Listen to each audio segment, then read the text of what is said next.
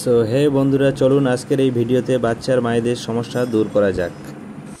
বাচ্চার মায়ের অভিযোগ যে একটা পেন্সিল বেশি দিন যায় না, পেন্সিলটা শার্প করতে গেলেই ভেঙে যাচ্ছে।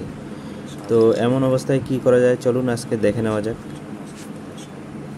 সো সবার প্রথমে একটা ভালো শার্পনার নিতে হবে। ডমসের এই 5 টাকা দামেরটা নিলেই চলবে।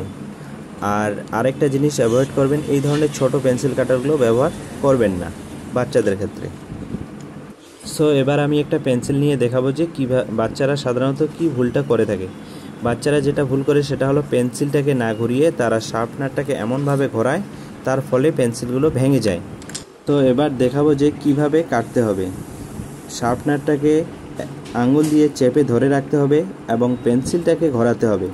এর ফলে পেন্সিলটা ভালোভাবে শার্প হয় এবং দেখতে পাওয়া যায় যে কতটুকু শার্প হলো।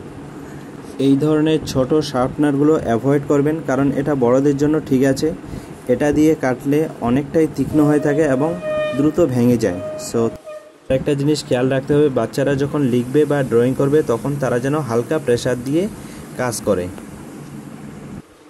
সো এগুলো কিছু বেসিক নিয়ম, বাচ্চারা একটু বদমাশি করবে, এটা নিয়ে ঘাবড়ে যাবেন না।